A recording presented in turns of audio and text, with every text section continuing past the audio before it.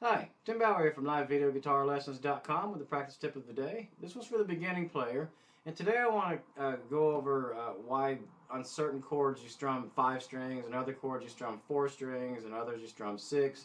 I just kind of want to demystify that a little bit. It can seem a little bit random, but in actuality it's not. You know, when you're first getting started on guitar, it seems like there's an enormous number of different things you have to remember about, you know, everything. But really, it's not that big a deal as long as you understand what's going on. So the rule of thumb is whatever the name of your chord is, that's your root note. So if you're playing an A chord, the lowest note you want to hear is an A. If you're playing an F chord, the lowest note you want to hear is F. If you're playing an E minor 7 chord, the lowest note you want to hear is E. The minor 7 or flat 5 or sus 4 or, you know, sharp 9 or anything, that doesn't matter. Your root is the name of your chord. So E7 sharp 9, your low note, your root note is E. And the exception to that is you have something called inverted chords, which we're not going to cover here. I'll cover those in a different video. But inverted chords, the whole purpose of the inverted chord is to intentionally pull a different note out of your chord and stick it on the bottom. You see it all the time, like, you know, D F sharp bass or C E bass or C G bass or something like that. We'll cover that in another video. And you'll see on the chord charts how you make those anyway when you're working with whatever. All right, so let's just kind of take the, let's do these, we'll pick just a few chords here. All right, so D, you already know, you're supposed to play 4 strings with a D chord. So here's my D chord.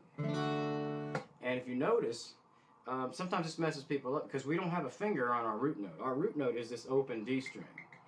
And, you know, that's why we hit 4. If we hit 3, we don't have a D on the bottom. We have an A on the bottom, which would go back to the inverted chords, and that's usually not, it's pretty thin that way. You usually don't want to play it that way.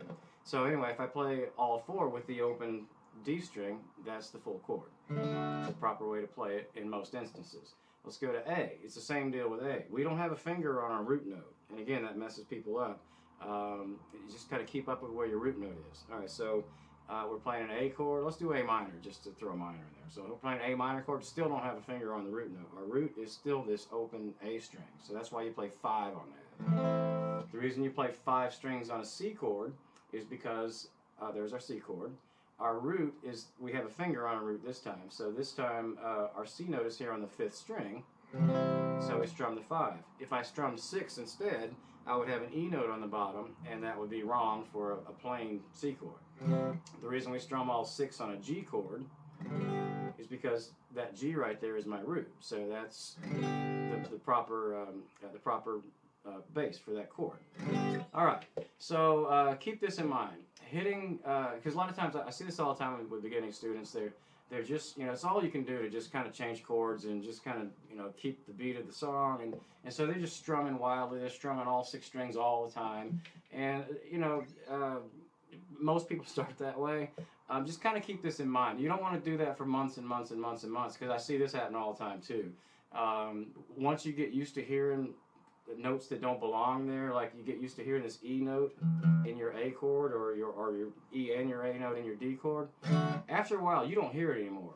Trust me, everybody who's listening to you play guitar, they'll hear it. It's like, oh, that doesn't work, something's not right there. They might not know what's wrong, but you need to hear it. It becomes background noise to you because you've heard it so many times. It's like sleeping with a fan on. I mean, you don't hear the fan. I mean, it's there, it's making a lot of noise, but it's just background noise to you. So anyway, just don't fall into that trap. Just, you know, keep that in mind. So anyway, hitting too many strings is usually wrong. Well, it's always wrong. It's usually bad. It usually sounds bad. Hitting too few strings is usually okay. I mean, it's still wrong, but it's not the full chord. But you're not hitting bad notes if you don't hit enough strings. The strings that you hit still belong in the chord, so you don't get all these clinker notes. You know, they're you know, everything belongs there.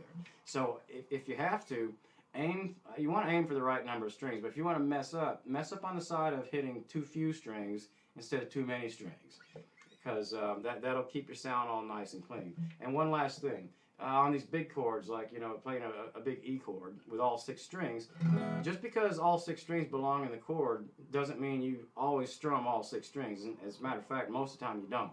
When you're just getting started, go ahead and strum them all, because we're not worried about accents and that kind of thing. But most of the time when you're playing a big chord like that, you're kind of either strumming the bottom or you're accenting with the top. at the top, the high notes, so you get kind of this thing going on.